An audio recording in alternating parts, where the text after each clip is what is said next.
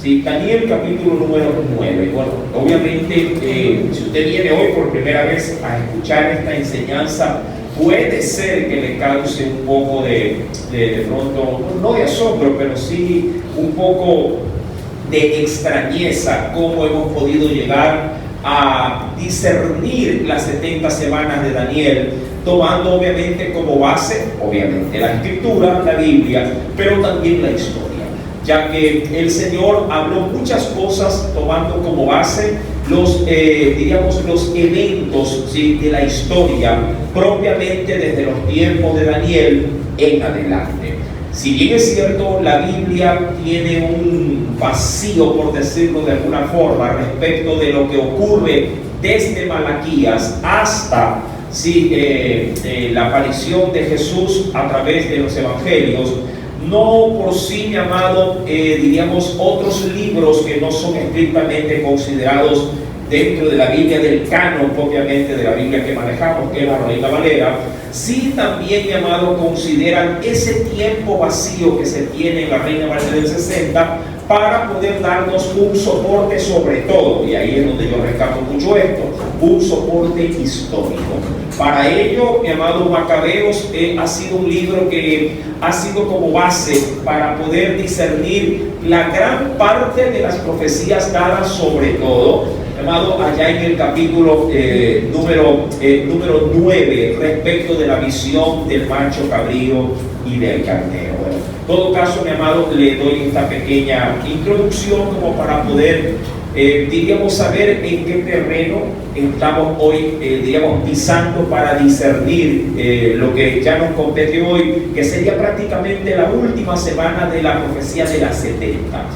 Claro, el recuento siempre será válido, por supuesto, como parte visible de la enseñanza para nuestro mejor entender de captar la enseñanza. ¿Sí? Ahí tenemos, mi amado, el proceso del cual el estudio de la palabra se ha ido desarrollando a lo largo de los últimos capítulos del libro de Daniel. ¿Sí? Hablando propiamente desde el capítulo 7, como usted verá ahí, que esto ya fue motivo de estudio respecto de cómo a Daniel se le da la visión de las 4 bestias, ¿sí? Luego también, mi amado, se desarrollará, se desarrollará en el capítulo 8 la visión del macho cabrío y del carnero, ¿sí? Del cual ya se ha dicho y se ha hablado ampliamente que estos animalitos, todos esos animalitos que usted ve aquí, representan reinos. Sí, todo esto representa reinos, imperios, que la misma Escritura de hecho le ha dado, gracias a Dios, su propia interpretación, dejando fuera cualquier elucubración, cualquier de pronto pensamiento humano. Sí, ya cuando hablamos del capítulo 7, usted verá 4 animalitos, y esos 4 animalitos representan 4 imperios en la tierra a través de la historia. Sí, propiamente ahí tenemos por ejemplo, desde primera mano tenemos allí a un león con alas, el cual representa el imperio babilónico. Luego tenemos a un oso, sí, con 3 dientes allí, que representa ¿qué imperio? Ya tomando la lección, el imperio medo-persa. Esos 3 colmillos en su hocico son 3 naciones o imperios conquistados por el imperio medo-persa. Luego también tendremos al leopardo, ¿sí?, con 4 cabezas y 4 alas, que representan al imperio de Grecia. Sí, ese imperio está en la cúspide con un gran personaje histórico que es Alejandro Magno. ¿Sí? De ahí Macabeos, por ejemplo, en su primer capítulo habla extensamente de los eventos históricos de esta profecía respecto de ese leopardo. Adicionalmente también tenemos la última bestia del capítulo 7, que es la bestia indescriptible, que obvio allí tendríamos ya que analizarla bajo la marquesina propiamente de los desarrollos de Roma en primera parte, y asociarla con eventos también del libro de Apocalipsis en parte, ¿no? Todo eso ya se analizó, los cuernos y todo lo que esto representa. Sí, ya en el capítulo 8 tenemos de manera concreta y específica, pero muy abierta, ya el Señor se toma la molestia de dar muchos detalles en la visión del capítulo 8 con el macho cabrío y con el carnero, que son los de sí, ambos son los 2 de 4 imperios del capítulo 7. Ahí está representado Medo-Persa y el macho cabrío respecto del imperio de Grecia. Sí, el Señor, mi amado, le hizo notar esto a Daniel en el capítulo 8, porque Daniel, mi amado, quería saber qué sería del futuro de su pueblo. Y ahí el Señor, mi amado, ahonda mucho respecto de de esa curiosidad que tenía Daniel. Y en el capítulo número 9, que es donde ya lo hemos desarrollado ampliamente, se hace notorio de que el Señor, queriendo darle al entender de Daniel, el cual luego de haber sido inclusive tomado y dándole las explicaciones, aún así Daniel en su entendimiento se quedó muy corto. La mente humana tristemente es finita, es limitada. Por mucho que nos preparemos, por mucho que estudiemos, por mucho que nos llenemos de conocimiento, siempre, mi amado, quedaremos por debajo de los estándares que Dios, amado, claro que sí, tiene a la hora de hacernos saber las cosas. Siempre vamos a quedar con vacíos. Y Daniel tenía un gran vacío del capítulo 8 ante esa profecía. Y en el capítulo 9 Dios le amplía, y para explicarle mejor todo esto, mi amado, le da la visión o la profecía de las 70 semanas. Ya dicho esto, pues, mi amado, Daniel está pensando cómo poder discernir todo lo que se le ha mencionado, y le envía un mensajero. El Señor le envía al ángel Gabriel, el cual le viene de parte de Dios para darle a saber la revelación de las 2300 tardes y mañanas, que ya es otro motivo de estudio también, pero se lo va a decir de otra forma, usando la analogía de las 70 semanas en el capítulo número 9. Me salto esto rapidito para no entrar en confusión. Ahora bien, ya esto se analizó. En el versículo, y venga conmigo la Biblia, en el versículo número 25, no solamente lo doy así a vuelo de pájaro, en el capítulo número 9, verso 25, Dios le dice a Daniel: Daniel, quiero que sepas y entiendas que desde la salida de la orden para restaurar, a Jerusalén, restaurar y edificar a Jerusalén, hasta la llegada de ¿quién? Del Mesías, habrán de transcurrir 2 periodos, 7 semanas y ¿cuánto? Léalo, por favor. Y 62 semanas. Y como lo mencioné la semana pasada, un desde y un hasta. Desde que sale la orden hasta que el Mesías es manifestado en medio de Israel, han de pasar 2 periodos. Un periodo de 7 semanas más un periodo de 62 semanas. De las 70, si usted suma las 2, dan 69 semanas.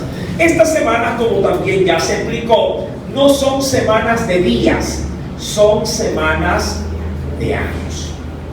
Por lo que la misma historia así lo corrobora. No son semanas de días. Si fueran semanas de días, 70 semanas, ¿cuántos días podrían darse a saber en total? Ahí tenemos ya la referencia. ¿Cuántos días en total? 70 semanas, ¿cuántos días contemplan? ¿Cuántos? Ahí está. ¿Cuántos? 490 días.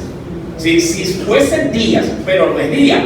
7 semanas, 7 por 7, 49. La regla el serio está en 490 días. Pero como no son semanas de días, sino semanas de años, mi amado hermano, esto se lo tiene que medir en el tiempo como 490 años. Y efectivamente, esa profecía, mi amado, según lo que se narra en el versículo 25, se la cumplió bajo ese esquema. La primera semana, como se ha explicado ya en enseñanzas anteriores, mi amado, corre desde el año 457 antes del nacimiento de Cristo. ¿Cuál fue la fecha o cuál fue el año por el cual la Biblia menciona que se dará inicio al principio de las 70 semanas? A la orden, dice el texto bíblico, a la emisión de la orden que saldrá de un rey para poder edificar Jerusalén. y restaurarla. Esa orden, como ya se la vio, mi amado, salió específicamente, y tenemos la cita bíblica en el libro de Esdras, capítulo número 7, verso 11 al 26. Allí, mi amado, Artajerjes dará un decreto, y en ese decreto, mi amado, saldrá justamente lo que se estipula en el libro de Daniel 9, versículo 25. Sale una orden, un edicto real, y se le dice a Esdras que tome a su pueblo y regrese a Jerusalén para que comience justamente a restaurar su nación. Y así, mi amado, se dispuso, unido juntamente con él luego, ¿qué otro profeta? ¿Quién? Nehemías. Y ahí tenemos la base, mi amado. Sí, ahora, esto, si el Dios lo dividió, las 69 primeras semanas Dios las dividió en dos grupos. Un grupo de 7 semanas y un grupo de 62 semanas. ¿Por qué hizo la división? Porque en la primera parte de las 69 semanas, las primeras 7, mi amado, tienen a bien hacer saber a Daniel que en ese primer tiempo de 49 años, porque son 7 semanas, sí, 7 por 7, 49 años, su nación, Jerusalén, sería completamente restaurada. Y el pueblo volvería otra vez de Babilonia hacia Jerusalén. Claro, no regresaron todos, porque el pueblo se acostumbró, mi amado, a vivir ya como nómada en una nación extranjera. Tanto hasta el día de hoy, mi amado. Hasta el día de hoy, todos los judíos no están en Israel, están regados por todo el mundo, ¿sí? Ahora bien, mi amado, esto se cumplió justamente como se menciona allí en pantalla, ¿sí? En el año 408, en el texto de Nehemías, capítulo 7, verso 1, se completa la restauración tanto del templo como de la ciudad. Sí, de hecho, para los que estamos viniendo en las mañanas a estudiar el libro de Nehemías, allí se nota desde el estudio que se da cómo el pueblo comienza a restaurar ¿qué cosa? Las puertas y las murallas. Primero del templo, y luego se concentrará también en hacerlo con las murallas propias de la ciudad. Mi amado hermano, allí pues podemos ver cómo en el año, tal cual como se considera allí, 408, sí, antes de Cristo, la primera semana tiene su cumplimiento, ya que ahí, sacando el cómputo, 7 semanas representa 49 años. Desde que salió la orden hasta que fue restaurado el templo y la ciudad, 49 años se llevaron a cabo. 49 años. Ahora bien, esto, mi amado, se complementa con una segunda parte. Le vuelvo a leer el versículo 25, por favor, rápidamente. Y dice el Señor que desde la orden para restaurar y edificar Jerusalén hasta, obviamente considera un tiempo venidero, hasta el Mesías. Sí, y está hablando obviamente de quién, de Jesús, el príncipe. Dice allí, pasarán no solo 7 semanas, sino también 62 semanas. En esas 62 semanas, por 7, ¿sí? Si fuera de días, pero no lo es, da un resultado de 434 años. ¿Cuándo se cumple esto? En el año 27 después de Cristo. ¿En qué momento en particular? Ahí tenemos la cita bíblica, Lucas capítulo 4, versículo número, si no me falla la memoria, 18 al 21. ¿Qué ocurrió en ese texto bíblico? ¿Qué se proclamó? Jesús mismo, se autoproclama ahí, eso hay que dejarlo muy notoriamente considerado, se autoproclama luego de la lectura como el cumplimiento, el cumplimiento de ser el ungido de Dios, el Mesías, sí, el Mesías, el ungido de Dios para poder llevar a cabo el inicio de su ministerio. Ahí él declara, respecto de lo que el profeta Isaías habría de mencionar cuando se dice de Jesús que Él vendría a libertar a los cautivos, a dar vista a los ciegos, a sanar a los enfermos, a pregonar el año agradable del Señor.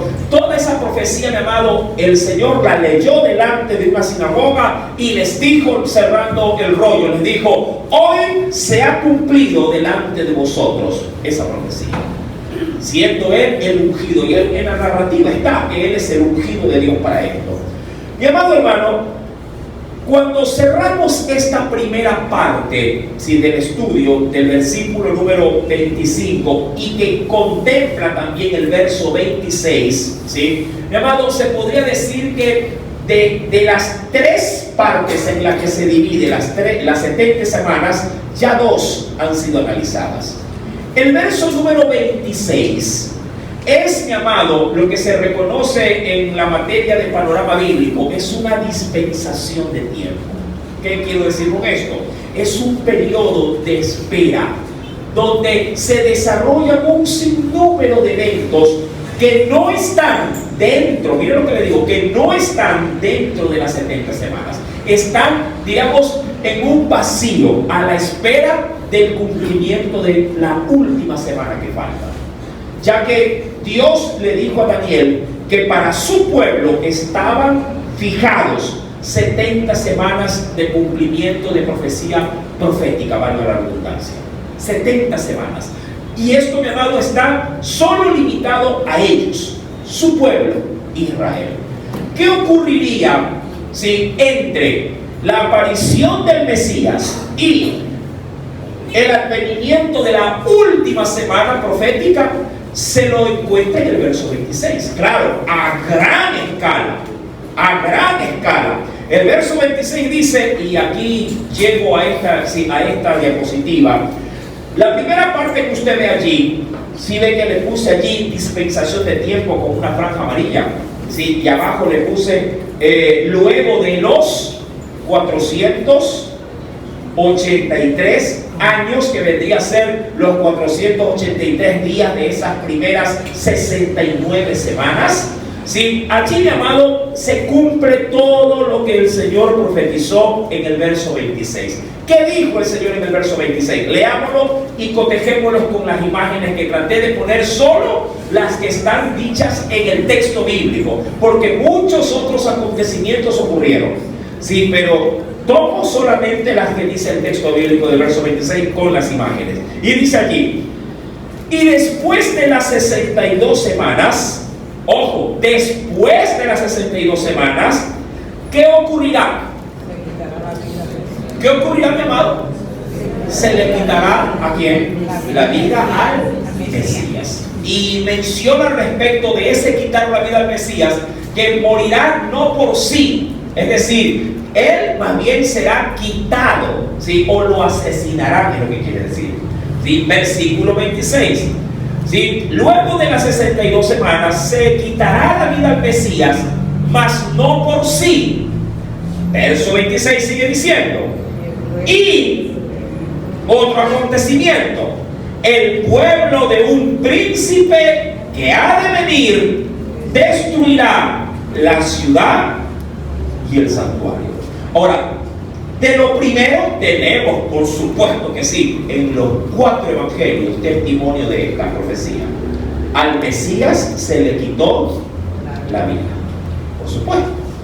Para esto participaron tanto propios como extraños, hablando de su pueblo, del Sanedrín, los religiosos, parte del pueblo también, y llamado por intermedio de la mano de Roma, ¿verdad? Ellos actúan para poder quitarle la vida al Mesías.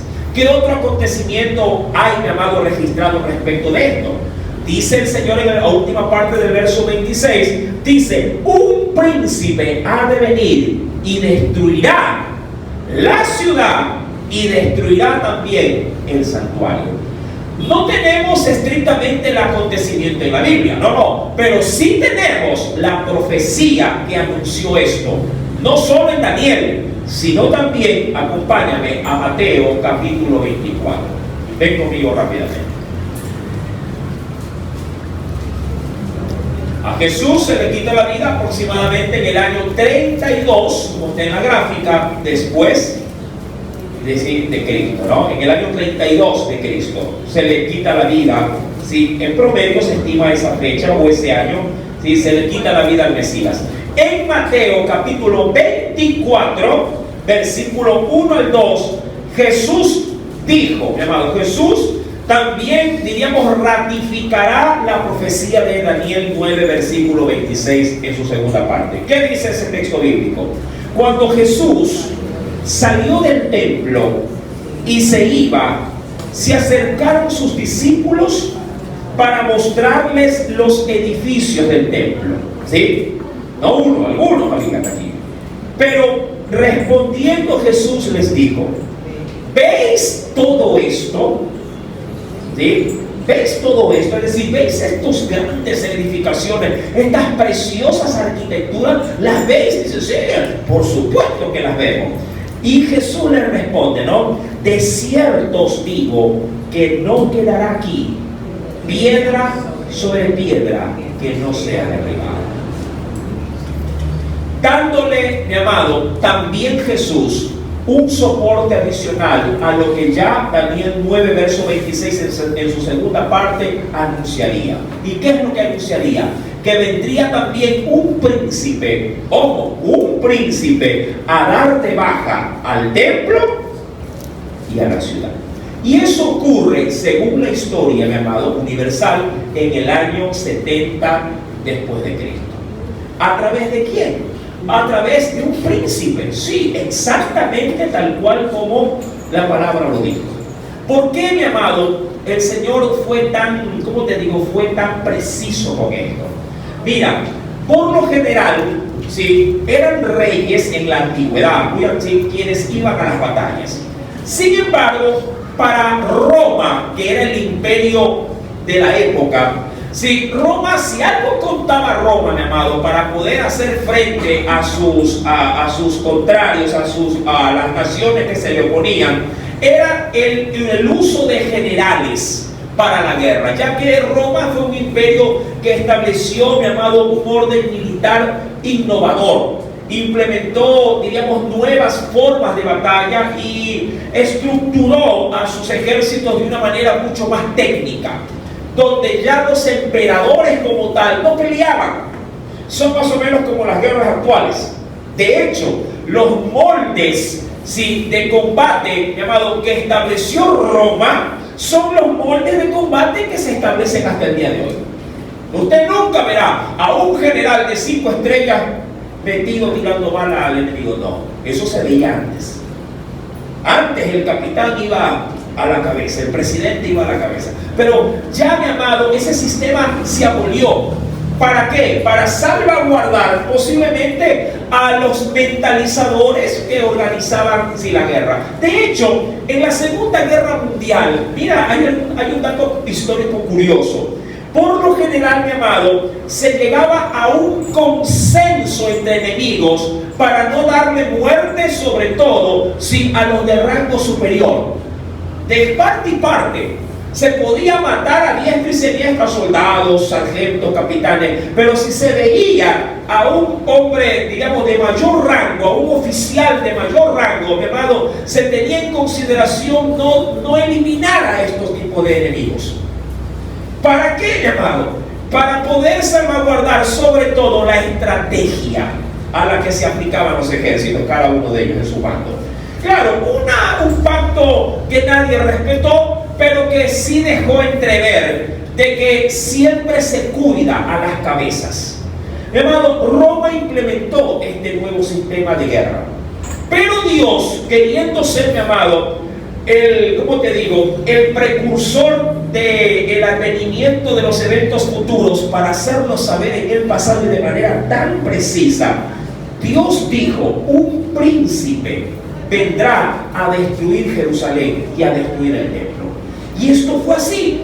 Pero ¿cómo ocurrió? Hermano, originalmente quien recibió orden por parte del Imperio Romano, porque se había sublevado, Sí, ya que las escaramuzas salieron de control luego de la muerte del Mesías, mi amado, hubieron nuevas personas, así como los macabeos se rebelaron contra el imperio de Grecia, sobre todo con el imperio seleucido. Mi amado, también ahora se levantó un grupo subversivo en Jerusalén en contra de los romanos. Esto llegó a colmo, mi amado, y el imperio romano decidió destruir Jerusalén. ¿Quién venía a destruirla? Un general, como era lo acostumbrado de este imperio con su política nueva de guerra. Un general. ¿Quién fue el general? Sí, mi amado, podría adelantarme diciéndole el emperador Vespasiano. Sí, este hombre, amado, recibe la orden de ir a destruir Jerusalén. Y estando de camino, mi amado, el imperio en su capital sufre, mi amado hermano, un desquebrantamiento respecto de su liderazgo. El Senado romano, mi amado, es fracturado y los soldados hicieron como un golpe militar. ¿Sí? Hicieron un golpe militar y la gente preguntaba en ese momento: ¿a quién ponemos como nuevo emperador romano? Y a alguien, no digo que se le ocurrió, pero alguien dijo: ¿qué les parece Vespasiano? Vespasiano es un hombre leal, un hombre fuerte, un hombre de guerra, un hombre que tiene el temple y el porte para poder guiar a las legiones romanas. Y lo mandaron a llamar, yendo él de camino a Jerusalén para destruirla. Ahora, cuando Vespasiano recibe por mensaje que tiene que volver hacia Roma, él en ese momento, que iba acompañado de su hijo, como también un subalterno suyo, le da el comando del ejército. ¿Quién es su hijo? Tito. Mientras Tito ejecuta la orden de ir, a arrasar con Jerusalén, ojo, Vespasiano es nombrado emperador de Roma. Y se cumple la palabra dada en Daniel 9, verso 26. Se cumple. Mientras su padre era nombrado rey, obviamente su hijo, ¿qué cosa ya tenía de por sí? En cuanto a título, él ya era visto como un príncipe. Llamado coincidencia, no creo. ¿Sí? No creo. Y querido hermano, la escritura en ese sentido, ¿cómo te digo? Es de sacarse el sombrero. Se ha cumplido como Jesús dijo que se tenía que cumplir. Una tilde, una jota, una coma. La palabra de Dios, mi amado, se cumple sobre cualquier cosa. En la tierra puede pasar, el cielo puede, pero su palabra no pasará. Amén. Amén. Y por último, el último escenario, mi amado, esto recuerde, Jerusalén fue destruida y claro, mi amado, al templo no le dejaron piedras. ¿Sabe por qué no le dejaron piedra sobre piedra? Porque en el tiempo de Herodes, mi amado, este hombre había dado la orden para congraciarse con Jerusalén, con los judíos y con el imperio, porque este Herodes de hecho nombró una ciudad de Jerusalén, la dedicó al César y era la ciudad de Cesarea para congraciarse con los romanos. Pero al ver que el pueblo se disgustaba, al ver a Herodes congraciándose con Roma, entonces, mi amado, Herodes, como para poder ganarse al bolsillo de ellos, el pueblo les mandó a embellecer el templo de una manera extraordinaria. Tanto que hasta en las empedradas, mi amado, habían piedras preciosas incrustadas. Sí, esto era una locura respecto del lujo que era el templo en los tiempos de Jesús. Y claro, cuando entró Roma, al ver semejante espectáculo de piedras preciosas, quien más dijo: esa piedra es mía, y agarraba a mi amado y se la llevaban en peso. Y se cumple la palabra. ¿Sí? Tumbaron todo el templo y cada quien quiso su mejor botín. Ahora bien, pero también el verso 26 dice en la parte final que no solamente matarían al Mesías en el periodo, insisto, de transición entre la 69 y la 70, porque todo ocurre ahí.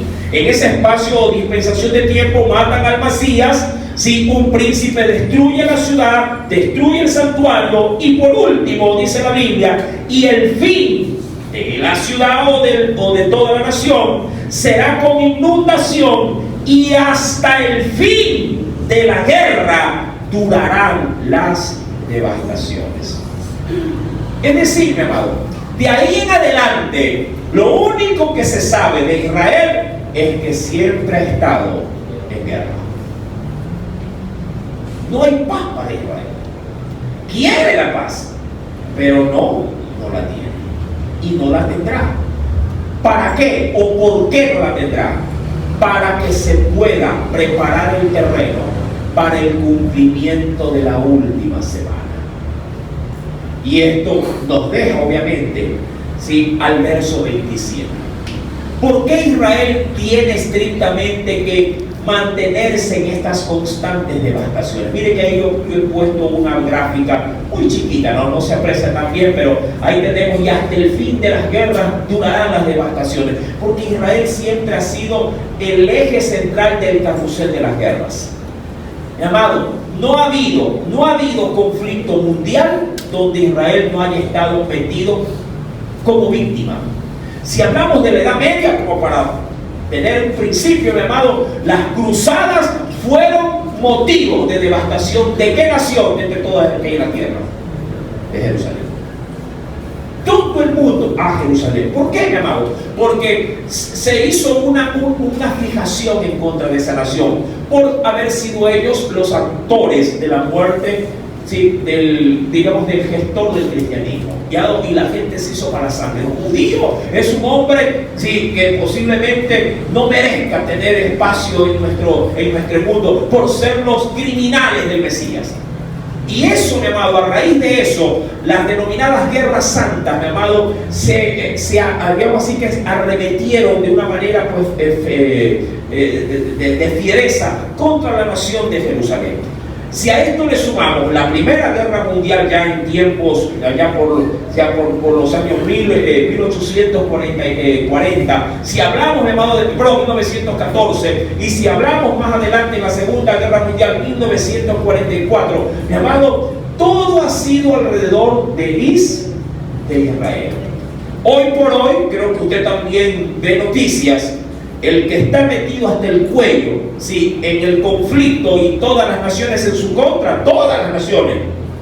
Colombia, mi amado, está en contra de lo que está haciendo Israel, ¿verdad? Bolivia está en contra. ¿Qué decir de Venezuela? Nicaragua, que son países denominados como comunistas. Muchas naciones europeas, España va a la cabeza, está en contra de lo que está haciendo Jerusalén. ¿Y qué cosa está haciendo? ¿Qué está haciendo? ¿Sí me lo diciendo? Que les están atacando, ¿qué cosa? La franja de Gaza. Pero eso está conllevando un sinnúmero de muertes a civiles. Claro, ¿cuál es el argumento esencial de ese conflicto? Tratar de erradicar por completo a los que gestaron el 7, me parece, de octubre, si me falla la memoria, creo que sí. Mi amado, sí, la intromisión de un grupo, digamos, de esta forma, subversivo, llamado Hamas, que causaron, ya se sabe un conteo más preciso, causaron la muerte de 1.400 israelitas. Y de ahí para allá, mi amado, los muertos han venido, ahora se cuentan por decenas de miles. Todo esto, mi amado, ha sido un cumplimiento estricto de la Biblia respecto de la nación de Israel. ¿Por qué Dios así lo ha profetizado? Ojo, no que Dios lo haya autorizado.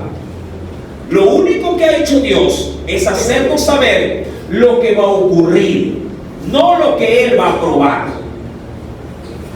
Mira, yo no veo a Dios diciendo, tú vas a matar a fulano. Yo veo a Dios contando que tú te has levantado contra tu prójimo y lo has hecho lo que has hecho. No confunda, mi amado, si que en la profecía que se declara obviamente los eventos del porvenir, no confunda como que si Dios los estuviese avalando, como que si Dios los estuviese autorizando, y no es así, mi amado. Si Dios me dice a mí, por ejemplo, Dios no quiera que mañana me voy a quebrar una pata, una pierna, no significa que Dios quiere que me la quiebre, sino que de pronto Él sabe lo que va a ocurrir mañana y me lo anticipa. Ahora, si yo soy cauteloso, yo digo, mañana me quiebro, no, mañana yo lo salgo. Los acontecimientos, mi amado, que Dios da a conocer en su palabra, son simplemente sucesos que los mismos hombres, por su avaricia, por su, digamos, perverso corazón, mi amado, no se han detenido, ¿sí? Porque justamente el Señor lo dijo en Santiago: ¿de dónde vienen las guerras? Dijo Él, ¿de dónde vienen? ¿Acaso no es de qué cosa? ¿De aquello que desean y no pueden tener? Mi querido hermano, el verso 27 nos prepara y dice: y por otra semana, la última, la que nos falta, confirmará el pacto con muchos. Ojo con esta profecía, mi amado hermano. En el verso 26, parte final, Dios nos ha anticipado cómo va a quedar la nación de Israel por esas devastaciones y por esos conflictos de guerra, cómo va a quedar expuesta a muerte, a sufrimiento, a dolor, ¿sí? Porque una guerra, eso es lo que trae, eso es lo que conlleva desgracia por doquier. En esa última semana algo va a ocurrir. ¿Qué es lo que va a ocurrir? Confirmará, dice allí, el pacto con muchos. Ahora, aquí obviamente que hay que entrar a, digamos así, a escarbar un poquito en la Biblia, no solo en el texto, sino en otros pasajes paralelos.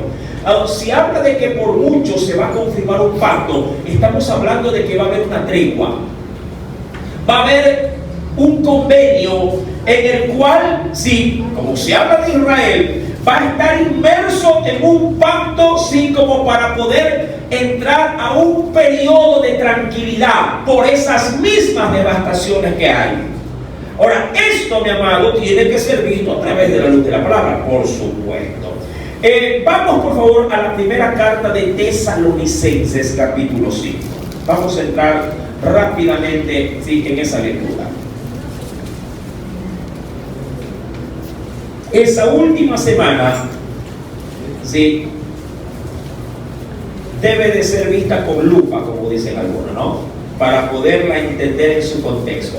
En la primera carta a Tesalonicenses, capítulo 5, y mira lo que dice, verso primero, ¿sí? Capítulo 5, verso 1 hasta el 3, voy a leer. Dice el Señor: pero acerca de los tiempos, y cuando habla de los tiempos, habla de los tiempos de cumplimiento de las profecías, pero acerca de los tiempos y de las ocasiones, hablando de los sucesos, mira lo que dice Pablo, amado, y esto causa un poquito de admiración. Dice: no tenéis necesidad, hermanos, de que yo os escriba. Dicho de otra forma, acerca de esto, no tienen ustedes la necesidad de que yo les comience a explicar o a comentar o a señalar. ¿Sabes por qué? Porque ya lo saben. Dicho como en el arte culinario: mira, hágase un arrocito y yo vengo a hacer el acompañado. Y usted, y claro, no le va a decir usted: y recuerda, tienes que poner agua, tienes que poner arroz, tienes que lavarlo, tienes que hacer esto, después tienes que ponerle salsita, tienes que ponerle aceite. Eso no se lo dice. ¿Por qué no se lo dice? Porque eso usted ya lo sabe. Entonces, cuando comienza, antes de cualquier cosa, les dice: miren, señores, los tiempos y lo que va a ocurrir en esos tiempos, no tengo necesidad ni siquiera de escribirles esto. ¿Para qué? Para explicárselo. ¿Por qué? Porque para todo buen judío, ¿sí?, que sabe realmente estudiar la palabra, esto ya está más que entendido.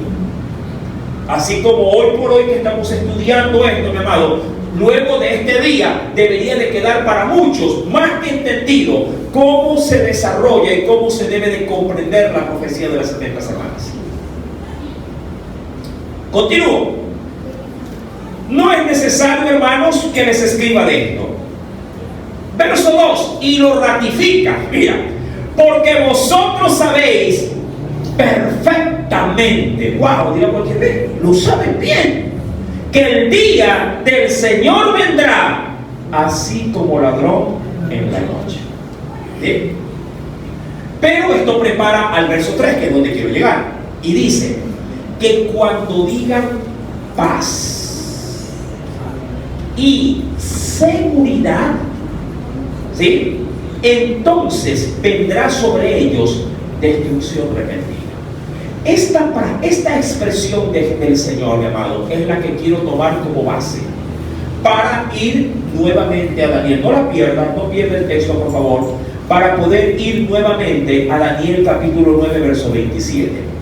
Ojo, el verso número 27 declara: por otra semana confirmará el pacto. Va a haber un pacto, mi amado. Va a haber una tregua, una alianza. Y supuestamente ese pacto tiene que durar, según lo dicho, ¿cuánto tiempo? Una semana. Que transformado, recuerda, yo creo que te hice ver esto, ¿verdad que sí? Estando en la última semana, esa semana como no es semana de días, sino semana de años, el pacto tiene vigencia, tiene inicio y fin. El pacto es por una semana, 7 años. Pero si justamente, si vuelve a Tesalonicenses 5, verso número 3, dice que cuando en ese pacto se diga que va a haber, ¿qué cosa? Paz y seguridad, entonces vendrá sobre ellos destrucción repentina, como los dolores a la mujer encinta, y no escaparán. ¿Qué ocurre? ¿Por qué? Daniel lo explica. Vuelva a Daniel conmigo, por favor, y mira lo que dice: por otra semana confirmará el pacto con muchos, y sorpresa, a la mitad de la semana, ¿qué es lo que asombrosamente ocurrirá? Que no lo van a poder creer. ¿Qué ocurrirá, mi amado hermano? Hará cesar el sacrificio y la ofrenda. Dicho de otra forma, si algo, mi amado, Jerusalén, los judíos están queriendo, ¿cómo te digo?, adoptar, queriendo implementar en su pueblo, en su nación, en su territorio, y esto va a causar guerra, por supuesto que va a causar, es coger la mezquita de Amán, cargarla en peso y, si fuera posible, que se la lleven dentro de la franja de Gaza, para poder ahí, porque ahí ¿qué tiene que ir? ¿Qué tiene que haber ahí? El templo de Jerusalén. Eso obviamente, mi amado, si llegase a ocurrir, eso sí, por fuerzas, eso determinaría una guerra, pero sin precedentes. Mi querido hermano, el pacto tiene esta consistencia. El pacto, mi amado, es para que Israel pueda, sí, forjar su propio sistema de culto, que hoy por hoy no lo puede. Hoy por hoy Jerusalén solo tiene que conformarse para acercarse a ¿dónde? A un muro, sí, reconocido como el muro de los lamentos, y a lo mucho ese es su único lugar sagrado. No tiene más. Tienen hecha el arca, tienen hecha la mesa de los panes, tienen hecha el candelabro, tienen hecha, mi amado hermano, el altar de bronce, el altar del incienso, tienen todo. Tienen las cucharas, tienen mi amado, las ollas, tienen los garfios, tienen todos los implementos. Pero el problema es ¿dónde los pongo? Si no está todavía, ¿qué cosa en esa ciudad? No está el templo. El pacto, mi amado, dice la Biblia, versículo 27 de Daniel 9, si a la mitad de la semana hará cesar el sacrificio y la ofrenda. Ahora, si vuelvo a la gráfica manifestada, mi amado, allí usted verá, ¿sí?, capítulo, bueno, en la diapositiva de las 70 semanas, en la segunda parte, sí, llamado, dice la Escritura a la mitad de la semana. Si es semana de año, 7 años, implicaría que a los 3 años y medio, ¿sí?, el pacto que se tiene con Jerusalén se quebrará. Es decir, va a haber una traición o va a haber una ruptura de los compromisos que se establecen con Jerusalén.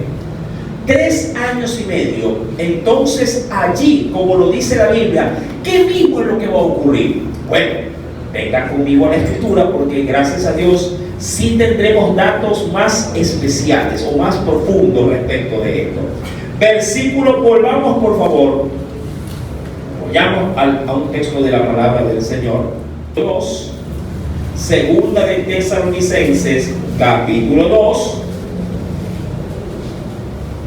¿Me encontró? Antes de leerlo, vuelva por favor a Daniel, téngalo abierto ahí, porque vamos a hacer un pase de un texto a otro para poder tomar la relación. Ya, verso 27, lo leeré otra vez. Y por otra semana confirmará el pacto con muchos. A la mitad de la semana, ¿qué hará? Hará cesar, es decir, pararán los sacrificios y la ofrenda. Después, con la muchedumbre ¿pero de qué? De las abominaciones, hay otras versiones que dicen de los sacrilegios, vendrá el desolador. Ahora, leído ahí, volvamos por favor a Tesalonicenses capítulo 2. Y dice, versículo número 3. Capítulo 2, de 2 Tesalonicenses, verso 3. 2, verso 3. ¿Lo encontraron? Dice, nadie os engañe en ninguna manera, porque no vendrá sin que antes venga la apostasía y se manifieste el hombre de pecado, hijo de perdición. Esos son títulos en todo caso. El cual se opone y se levanta contra todo lo que se llama Dios o es objeto de culto. ¿Qué hará este servil? Tanto que se sentará en el templo o se siente en el templo de Dios como Dios, haciéndose pasar por Dios. Este suceso, mi amado, se pudo llegar a dar de manera, de manera aleatoria, en los tiempos, voy a retroceder, en los tiempos de Antíoco Seleucida. Este suceso fue, de hecho, según la historia, mi amado, Antíoco fue denominado como un prototipo de anticristo por toda la perversidad que hizo. Y lo tomo solo como referencia, ¿no? Pero, ¿qué es lo que se quiere resaltar? Por ejemplo, Antíoco, esto fue en el periodo de los macabeos. Antíoco, mi amado hermano, ingresó a Jerusalén, la tomó cautiva, hizo un convenio con los sacerdotes. De hecho, él ordenó quién habría de ser el sumo sacerdote en Jerusalén. Pero el sumo sacerdote, con un pacto que hizo con el emperador Seleucido, Antíoco Epífanes IV, estableció que se llevaría a cabo dentro del templo sacrificios al dios de los griegos, que en este caso era ¿qué dios? El dios Zeus. Quitaron, mi amado hermano, el arca, quitaron la mesa de los panes de la proposición, dejaron de sacrificar los carneros de la mañana y de la tarde, dejaron de circuncidar a la gente, a los niños, y comenzaron a meter dentro del templo a Zeus, y comenzaron a sacrificar lo que se denomina por Jesús también como la abominación desoladora. Comenzaron, a meter cerdos y a sacrificarlos en pos del dios de los griegos.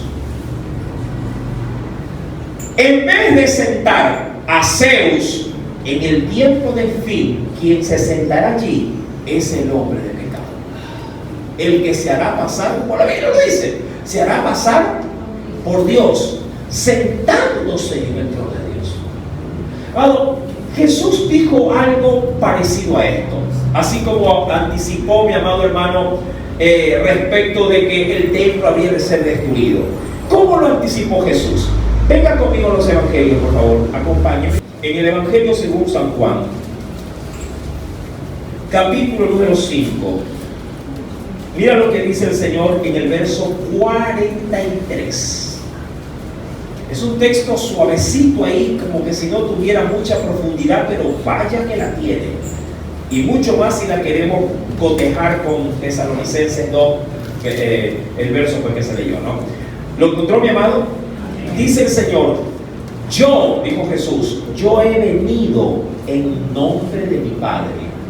Mira, ¿sí? Yo he venido en nombre de mi Padre y no me recibís. Es decir, no me habéis. Mira que Juan también dice, sí, a los suyos vino y los suyos, sí, a mí no me recibís. Y he venido en nombre de mi Padre Celestial. Pero mira la declaración que dice: si otro viniera en su propio nombre y lo asegura, a ese recibiréis. Y eso va a ocurrir. Esto se va a cumplir al pie de la letra. ¿Cuándo? Cuando se manifieste el hombre de pecado. A ese ser, mi amado, según la gráfica que se puso en la última diapositiva, ¿sí? Allí hay una banderita ahí que está la bandera de Israel, y hay por allí un ser bien encarnado de blanco, que será el aparente, como te digo, mediador entre la nación de Israel y el mundo. A ese hombre, mi amado, Israel lo va a recibir. A ese hombre le darán la venia, le darán, mi amado hermano, sin todo el aval.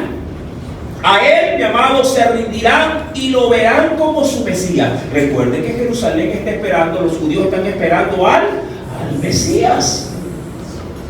Ellos están esperando a su Redentor, al que nos va a librar de todo tipo de opresión a nivel mundial. Y para que eso ocurra, Jerusalén tiene que entrar en guerra, tiene que entrar en conflicto por fuerza, mi amado. Cuando Jesús habló de la profecía de Daniel, dijo, mi amado, algo sorprendente.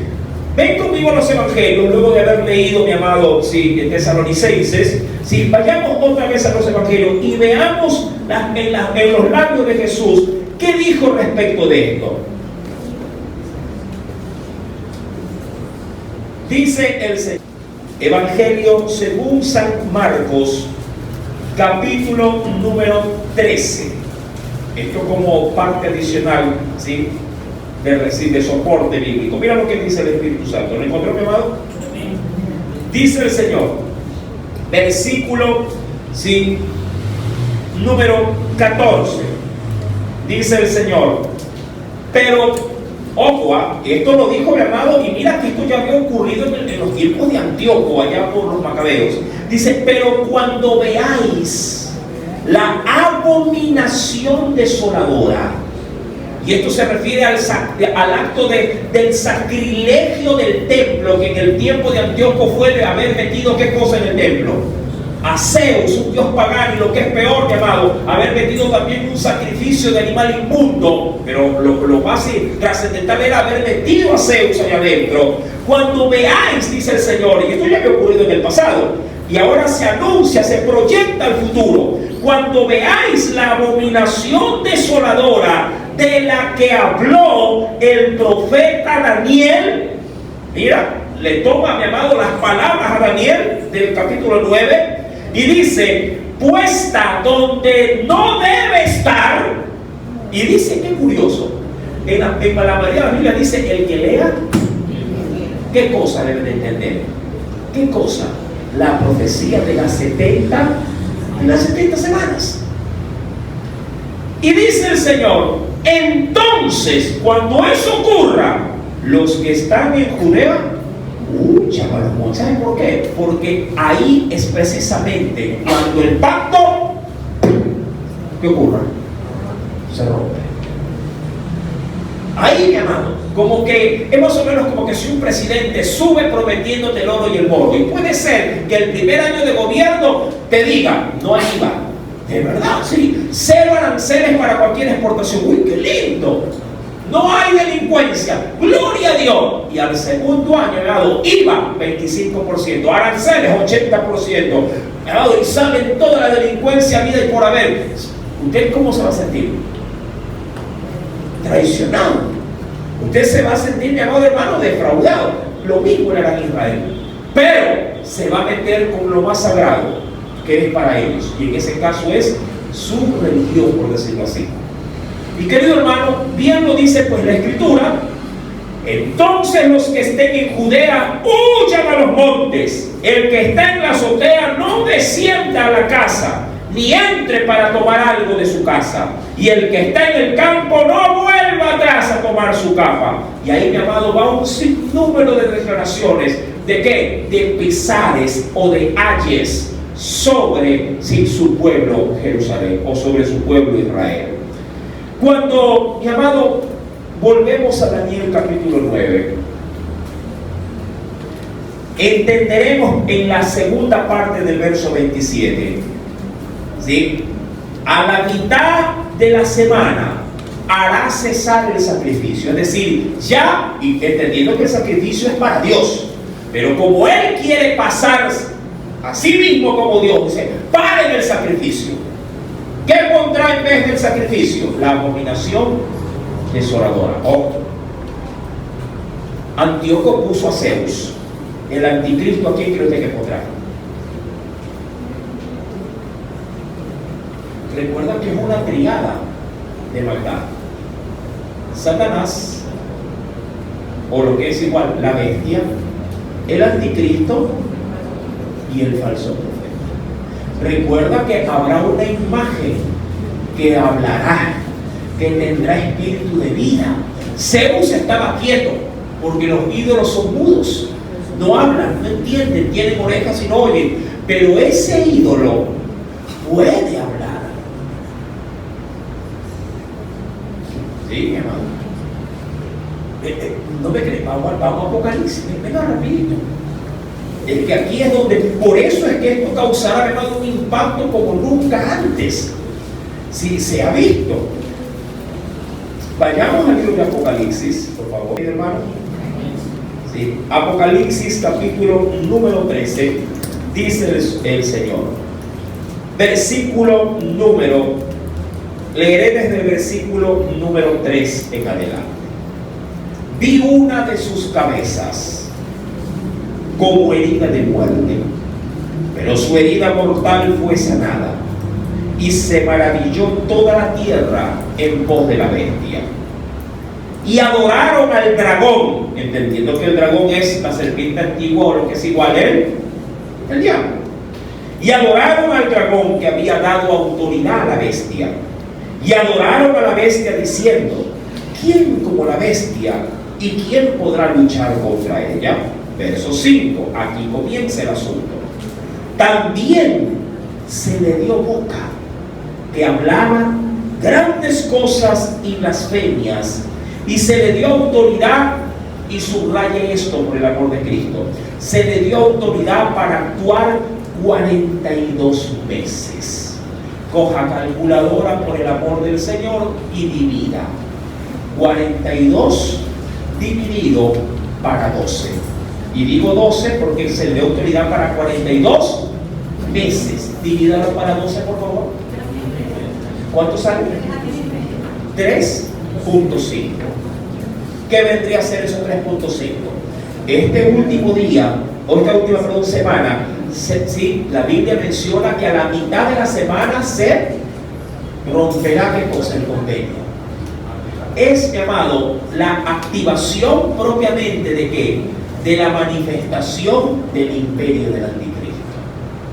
Dice la Biblia, abrió su boca en blasfemia, verso 6, contra Dios, para blasfemar de su nombre, de su tabernáculo y de los que moran en el cielo. Ahí se sacará la máscara, hermano.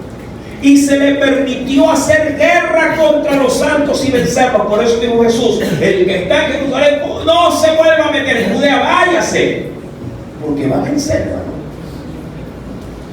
También se le dio autoridad sobre toda tribu, pueblo, lengua y nación. Y adoraron todos los moradores de la tierra cuyos nombres no estaban escritos en el libro de la vida del Cordero, que fue inmolado desde el principio del mundo. Si alguno tiene oído, oiga o entienda.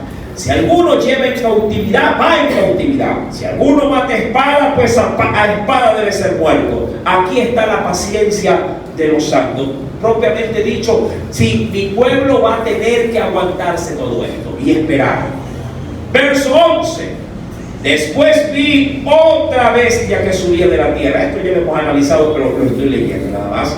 Y tenía 2 cuernos semejantes a los de un cordero, pero hablaba como dragón.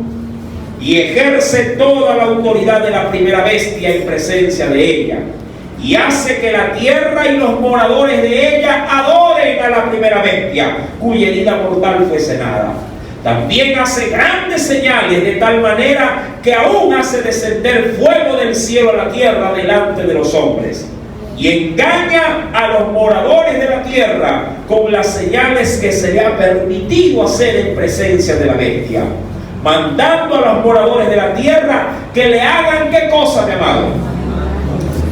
Esa imagen, mi amado, será introducida en el templo. Y dice que le hagan imagen a la bestia que tiene la herida de espada y vivió. Y se le permitió, ojo con esto, hermano, se le permitió infundir aliento a la imagen de la bestia. Y cuando habla de aliento, está hablando de soplo de ¿qué? De vida. Para que la imagen, ojo, la imagen hablase e hiciese matar a todo el que no la adorase. Dicho de otra forma, una réplica, pero a gran escala, de lo que hizo Antíoco, sí, se manifestará en el tiempo de la segunda mitad de la última semana de la profecía de Daniel. Ella, mi amado, hará que todos, porque será la imagen la que ordene esto, que todos, pequeños y grandes, ricos y pobres, libres y esclavos, se pongan ¿qué cosa? La marca en la mano derecha o en la frente. Dirá cualquiera, yo no. Mi amado, todos los que rechazaron a la verdad van a creerle a la mentira. Si diría un joven, yo no, nunca, de verdad, un mes sin comer te dejo. A ver, tú corriendo vas a buscar que te ponga la marca. Una madre dirá, yo no, tu hijo se enferma, no puedes comprar medicina, corriendo vas a ponerte la marca por tu hijo, para que te bajen o te combatan la infección. Eso puede, hermano. No hay que ir tan lejos. Aquí, mi amado, daban una fila enorme por un cartón de comida, vacuna contigo. Rapidito iba la gente. Porque era grande.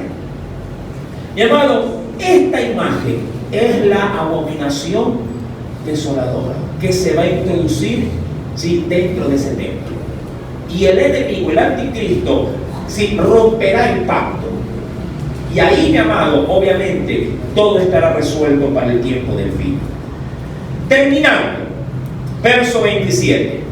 Después, con la muchedumbre de las abominaciones, vendrá el desolador. Y está hablando, obviamente, del anticristo. Hasta que venga la consumación.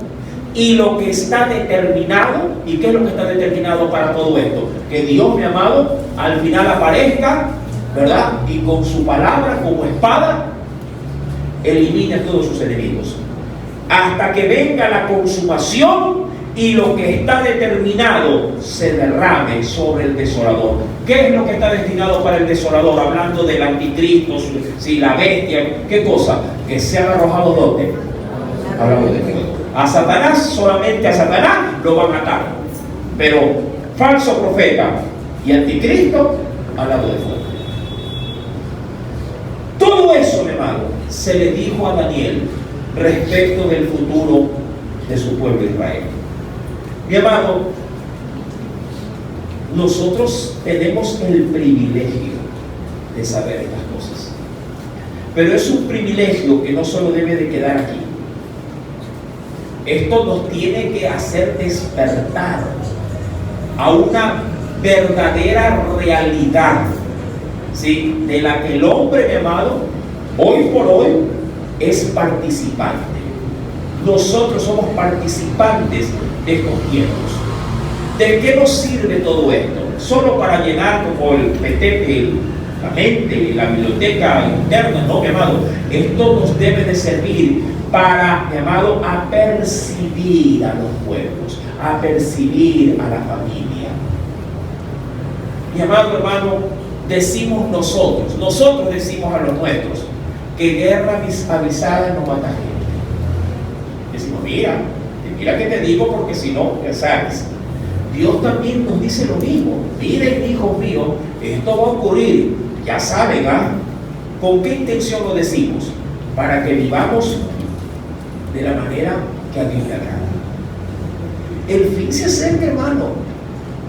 El hecho de que ya no hayan predicadores que anden gritando Cristo viene, pero debemos de entender que si Cristo viene, también viene seguidamente de la mano. ¿Qué así de la mano? ¿Qué más viene? Viene el juicio también de Dios. Viene la condenación. Vienen las copas de la ira. Viene, mi amado hermano, la desolación para todo ser humano. Si todo esto Dios nos lo hace saber, no solamente es para engordarnos teológicamente, es para manifestarlo a quienes no conocen la gracia que Dios ha derramado para ser librado de estos juicios venideros. Que empezará por Israel. ¿Sabes por qué empieza por Israel? Porque el juicio de Dios empieza primero por su casa. Por ahí empieza, por su casa. Y nosotros somos parte de esa casa en Israel. Porque somos un pueblo llamado adherido por la fe. Mis santos hermanos, hasta aquí llego con la enseñanza de Daniel y las 70 semanas. Espero que esto no solo haya despertado tu curiosidad, sino sobre todo dado tu interés para volverte un pregonero de esto, a quienes obviamente caminan en ignorancia.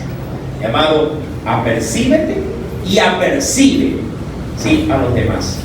Decía el profeta, si el atalaya ve venir la espada y no anuncia a los de la ciudad, ciertamente los de la ciudad morirán porque son culpables, pero la sangre de ellos la voy a demandar del atalaya, que viendo venir la espada por lo menos no metió la cabeza y dijo, ¡hey, cuidado! ¡Viene el enemigo! Así es la iglesia. ¡Hey, cuidado! ¡Viene el diablo! ¡Vienen los juicios de Dios! ¡Arrepiéntense! Dijo alguien animosamente, porque se le metió en los huesos el andar predicando, ¡vacas! ¡Arrepiéntanse de sus muertos! ¿Sí? Cuando, mi amado, alguien está lleno de Dios, siempre tendrá una palabra de alerta, ¿sí?, para que puedan volverse a su creador. Amén. Que el Señor añada mucha bendición a su palabra. Aleluya.